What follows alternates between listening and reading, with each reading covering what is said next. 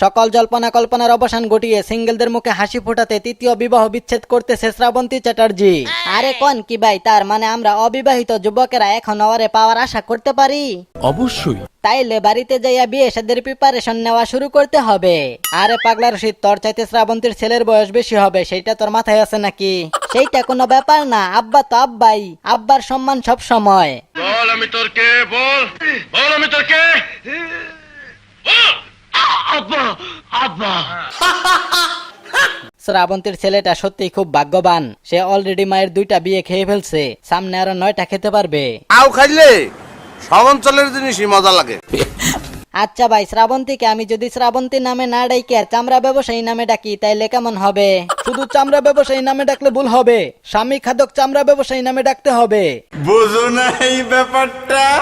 বুঝছি, এর পর কি কর? শ্রাবন্তীকে আগেই কইছিলাম তৃতীয় বিয়েটা আমাকে করিস, অন্য কাউকে করলে সে তোর খাদ্যের যোগান দিতে পারবে না। অবশেষে আমার কথাটাই সত্যি হলো।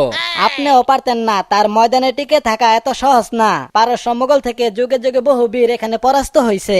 আরে বেটা, তুই আমার খবর জানোস না? আমার বইটা দিয়া তোর একটা বাড়ি দিলে তুই 3 মাস অজ্ঞান হইয়া পড়ে থাকবি।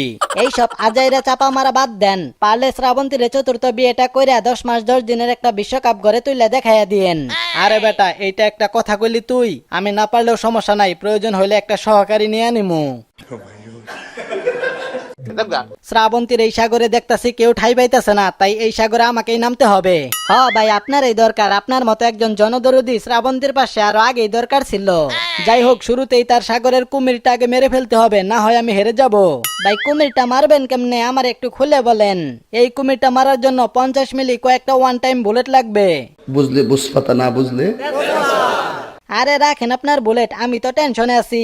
এইবার বিসিএস শ্রাবন্তী টপিকের উপর প্রশ্ন আসবে তাতে কি তুই উত্তর লিখবি? কেমনে লিখমু ভাই? পরীক্ষার হলে শ্রাবন্তীর কথা মনে হলে তো 5 টাকা দামের কলম আর চলবে না, তখন অন্য কলম চালাতে ইচ্ছে করবে। না রে সাব্বির, তোর তো আমি ভালো মনে করছিলাম, কিন্তু তুই তো ভালো না। সত্য কথা কইলেও দুধ, না কইলেও দুধ। আমি বলি কি, আমাকে হিরো আলমের সাথে শ্রাবন্তীর 4র্থ নাম্বার বিয়েটা দিয়ে দিলে ভালোই হবে। আরে না ভাই, হিরো আলম পারবে না। আরে পারবে, ছোট টিভির রিমোটও কিন্তু বড় থাকে, মনে রাখিস। একদম।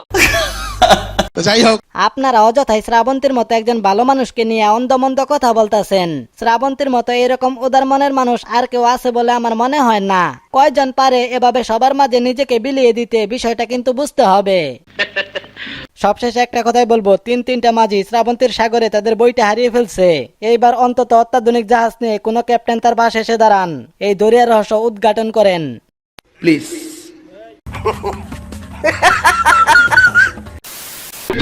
তো আজকের মতো এই পর্যন্তই। ভিডিওটি বানানো হয়েছে শুধুমাত্র মজা করার জন্য, তাই সবাই বিনোদন হিসেবে গ্রহণ করবেন। যদি ভালো লেগেই থাকে তাহলে লাইক কমেন্ট শেয়ার করবেন। তো দেখা হবে পরের কোনো মজার ভিডিওতে। সেই পর্যন্ত সবাই ভালো থাকবেন, সুস্থ থাকবেন। ততক্ষণের জন্য আলবিদা।